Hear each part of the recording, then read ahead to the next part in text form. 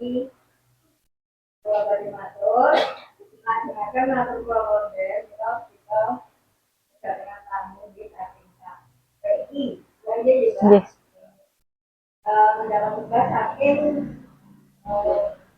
provinsinya gitu. Maksud apa hari ini kita ya Mbak. Nggih, sinau bareng. Berjalan haji wonten masyarakat kita. Dan nah itu wonten yang baru Mbak Marlina. Iya. Mbak Marlina sampun tertanani menapa ingkang dados lingkunganipun dan insyaallah kita saged apa nggih hari wekdal. Iki kula matur kirang tadi kan Mbak. Nggih. Satu jam. Nah, make Pak D make garis bawahi mawon aku menambah melengkapi sing mana. Ya, nanti mawon wis mawon make. Didahulukan mbaknya sendiri. Matur nuwun Bu Siti informasinya. Baiklah Ibu nggih hari ini istimewa kita berikan kesempatan kepada anak-anak kita mudah-mudahan dengan dimulainya ini bisa mensiarkan agama terus dimanapun ada berada ya Mbak. Amin, amin. Saya lupa. Matur nuwun nanti bisa apa? Monggo Mbak dipersilakan siapa dan Bismillahirrahmanirrahim. Assalamualaikum warahmatullahi wabarakatuh. Innal hamdalillah nahmaduhu wa nasta'inuhu wa nastaghfiruh wa na'udzu billahi min shururi anfusina wa min sayyiati a'malina may yahdihillahu fala mudhillalah wa may yudlil fala hadiyalah. Amma ba'du. Pertama-tama marilah kita panjatkan puja dan puji syukur atas kehadirat Allah Subhanahu wa taala yang telah memberikan kita nikmat sehat, nikmat iman sehingga kita dapat berkumpul di Masjid Al-Muttaqin ini yang insya Allah dalam keadaan barokah. Salawat serta salam tak lupa kita haturkan kepada uswah hasanah kita Nabi Agung Muhammad SAW. Semoga kita termasuk orang-orang pilihan yang akan diberikan syafaatnya di yaumul akhir nanti. Amin, amin ya rabbal alamin. Izin memperkenalkan diri dulu ibu-ibu. Perkenalkan nama saya Marlina Intan Winanti. Saya biasanya dipanggilnya Marlina dari program studi Komunikasi Penyiaran Islam Fakultas Agama Islam dari UMY. Nah, alhamdulillah di sini saya diberikan waktu dan terima kasih untuk para ibu-ibu dan maaf ya Pak, saya malah mengganggu jadwal untuk kajian. Nah, di sini saya ingin berbagi ilmu saja. Ya, nanti bisa sharing-sharing. Mungkin saya masih banyak salahnya, mungkin bisa dikoreksi dari ibu-ibu sekalian. Karena saya baru pertama kali ini untuk mengisi kajian di ibu-ibu gitu. Oke.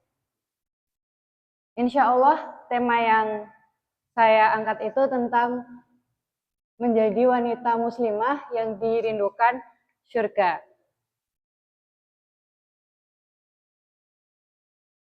Ibu-ibu, ini ibu-ibu semua atau ada yang mbak-mbak masih remaja? Ada yang masih remaja. Tapi kemungkinan besar melakukan nyuci baju ya Bu?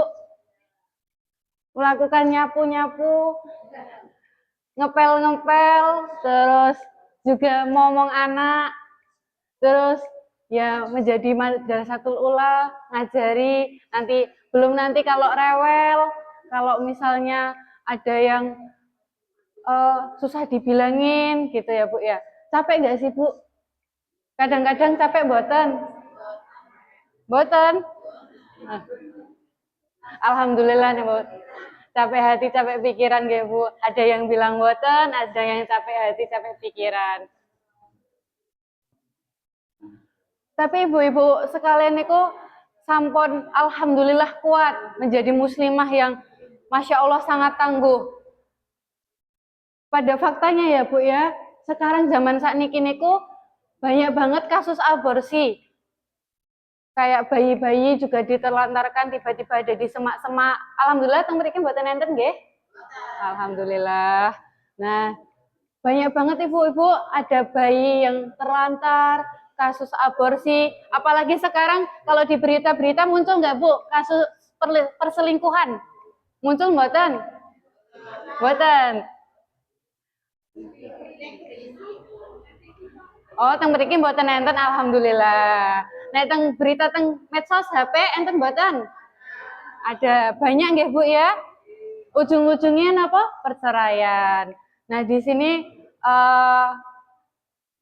saya mengangkat tema ini supaya kita, apalagi saya juga perempuan, lebih memahami lagi bagaimana caranya kita menjadi muslimah yang benar-benar muslim, yang dirindukan oleh surga. Caranya itu, nah ini 4 wanita yang dijamin menjadi penghuni surga. Yang pertama itu ada Maryam binti Imran, yang kedua itu ada Fatimah binti Rasulullah, yang ketiga itu Khadijah binti Khuwailid, yang keempat itu ada Asiyah binti Muzahim, istrinya Fir'aun.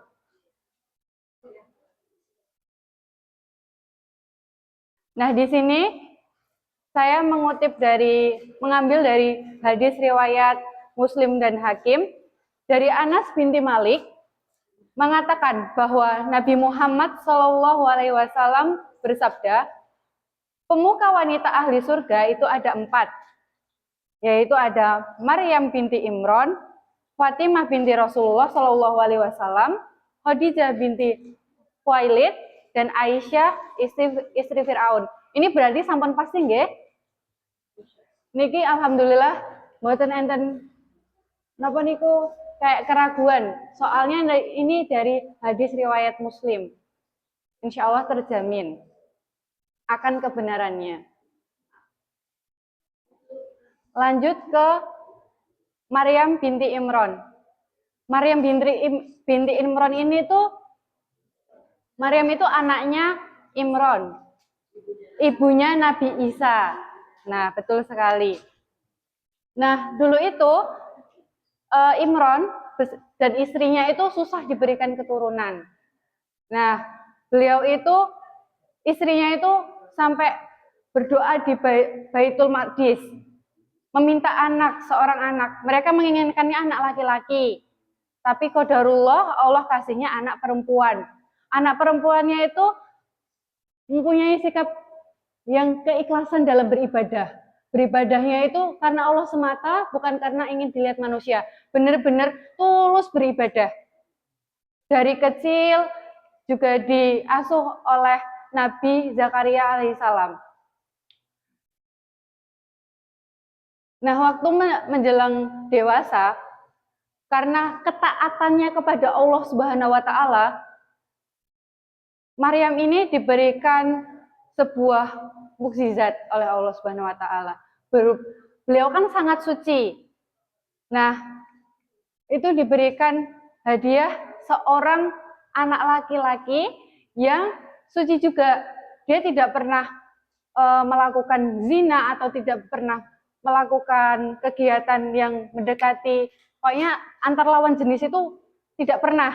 Nah, tapi dengan Masya Allahnya dari Maryam itu, beliau ini tetap takwa dan pasrah penuh atas bahwa Maryam akan memiliki seorang anak laki-laki yang suci. Tadinya kan berat ya ibu-ibu, di antara banyaknya manusia dia nggak pernah bersentuhan dengan laki-laki sekalipun yang bukan mahramnya, tiba-tiba hamil, itu kan jadi anaknya siapa itu? Kalau zaman sekarang pasti seperti itu ya ibu-ibu. Nah, kalau waktu zaman dulu juga masih seperti itu ibu-ibu, tapi itu emang sudah Allah takdirkan Maryam ini tuh mengandung Nabi Isa alaihissalam. Seperti itu. Nah, beliau itu juga sangat Masya Allah ketika melahirkannya itu di bawah pohon kurma dan melahirkannya sendirian. Tidak ada teman, tidak ada kayak ibunya, itu tidak ada. Benar-benar sendirian melahirkan di di bawah pohon kurma. Dengan kesabaran dan kepercayaan penuh kepada Allah, bahkan ketika difitnah, banyak fitnahan yang terjadi, diuji juga dengan kehormatannya, beliau tetap teguh, tetap beriman kepada Allah Subhanahu wa Ta'ala. Dia nggak gentar, dia nggak takut, dia berani. Beliau ini sangat Masya Allah. Yang selanjutnya ini ada Fatimah binti Rasulullah, anak bungsunya Rasulullah SAW, yang ibunya itu Khadijah. Ini salah satu anak yang lemah lembut. Terus Fatimah ini waktu kecil, waktu dia itu 5 tahun sebelum Rasulullah diangkat itu menjadi nabi itu sudah lahir. Nah, waktu nabi itu menjadi Rasulullah itu menjadi nabi, diutus menjadi nabi dan rasul, itu Fatimah yang kecil itu menyaksikan langsung tantangan berat dakwahnya Rasulullah SAW yang dihina, dilempari batu, dilempari kotoran, dan disakiti oleh kaum Quraisy. Jadi waktu Fatimah kecil ini itu melihat ayahnya dipukuli, dihina oleh kaum Quraisy itu, beliau itu menangis. Tapi menangisnya nggak hanya menangis aja, beliau juga membantu Rasulullah membersihkan kotoran. Pokoknya baju-bajunya kan kotor gitu, membersihkannya dengan hati yang lembut. Fatimah juga dikenal sangat sederhana, tidak mengeluh, rendah hati, penyayang dan penuh kasih terhadap ayahnya Rasulullah SAW tersebut, terus suaminya Ali dan anak-anaknya. Fatimah menjadi istri yang taat, setia dan penyejuk hati bagi Ali. Jadinya itu Ali itu sampai nggak berpaling. Tapi waktu Rasulullah saking dekatnya sama anak bungsunya, waktu Rasulullah itu mau wafat, itu tuh benar-benar Rasulullah itu membisikkan di telinganya Fatimah ini kata-kata kayak memberitahukan kalau saya ini sebentar lagi udah menemui ajal. Terus Fatimah ini menangis. Habis itu bisikan lagi kedua waktu Rasulullah membisikkan kepada Fatimah, tapi nanti orang yang menyusul pertama kali saya, orang yang menyusul saya pertama itu kamu. Habis itu Fatimah ini tersenyum bahagia karena ya bakal bertemu lagi dengan Rasulullah. Dan Fatimah ini meninggal dunia pada umur 28 tahun. Gitu.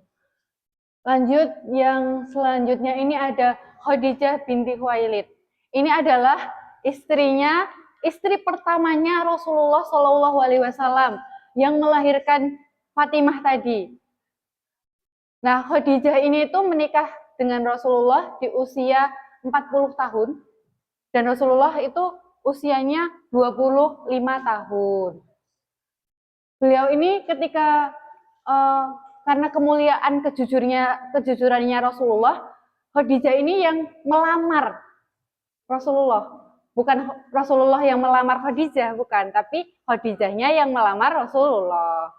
Nah, Khadijah ini itu termasuk istri yang sangat baik sekali kepada Rasulullah karena menenangkan dan menguatkan hati Rasulullah di saat mendapatkan wahyu pertama. Jadi waktu Rasulullah itu mendapatkan wahyu pertama di Gua Hira, itu Rasulullah itu sangat-sangat takut, sangat khawatir gitu. Tapi Khadijah ini tuh menemani Rasulullah, tidak meninggalkan Rasulullah begitu saja.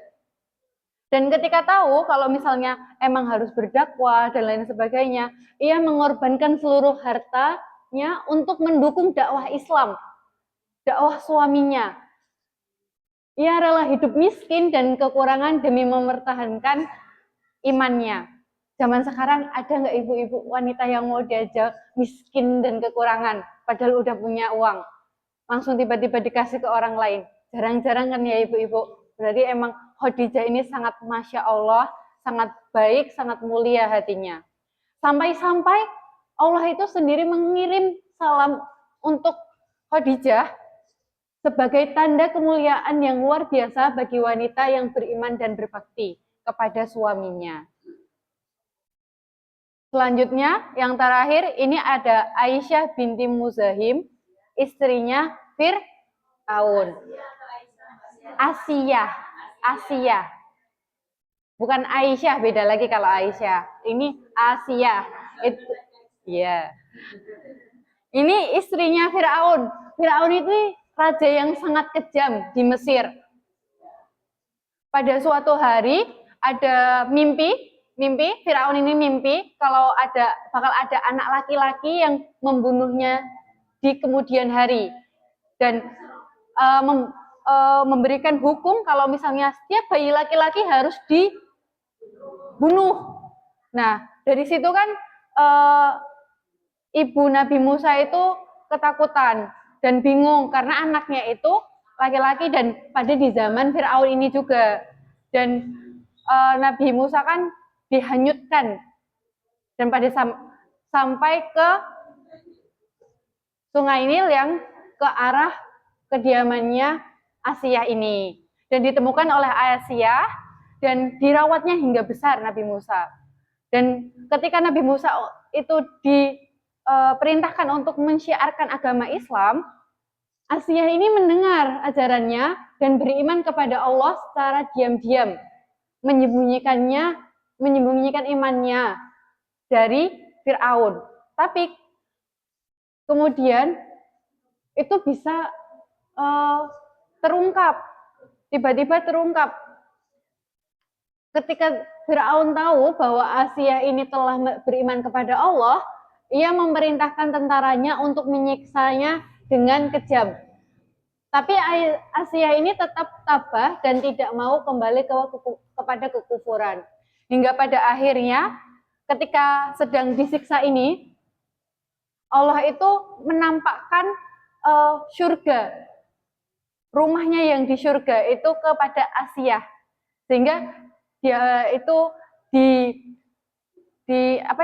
disiksa itu tetap tersenyum karena dia melihat surga di depan matanya gitu. Sebelum ruhnya dicabut ini.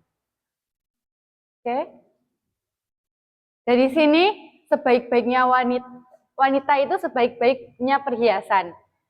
Dari hadis riwayat Muslim itu disebutkan bahwa dunia ini adalah perhiasan dan sebaik-baik perhiasan dunia adalah wanita yang solihah.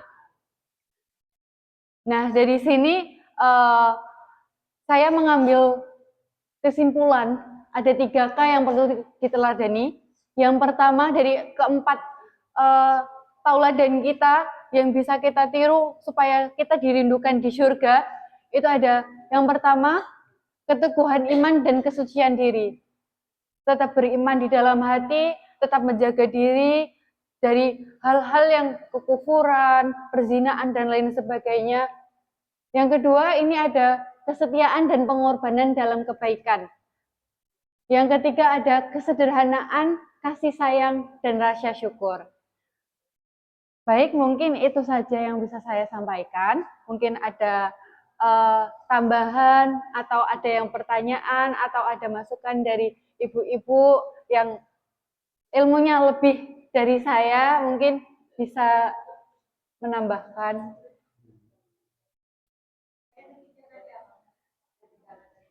Yang ketiga.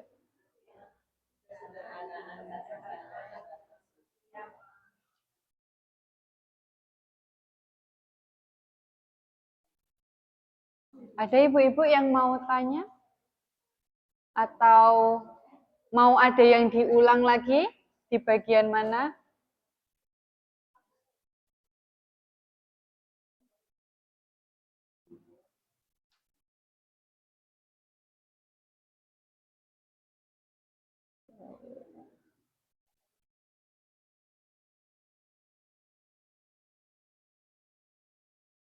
Tidak ada nggak ibu-ibu? Saya lanjutkan. Sebelum saya tutup, saya ini ada sedikit ajakan untuk menjadi wanita yang dirindukan surga.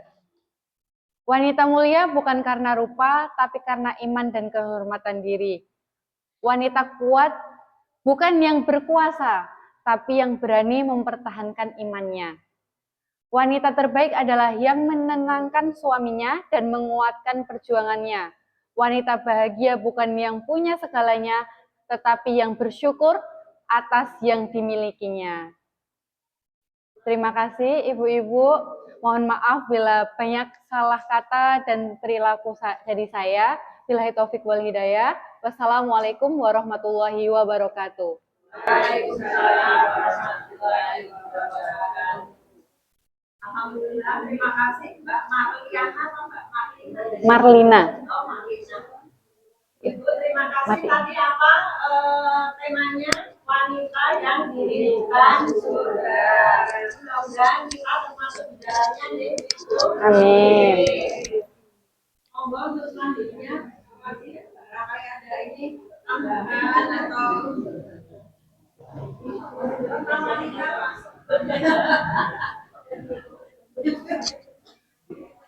wanita saja bergeser.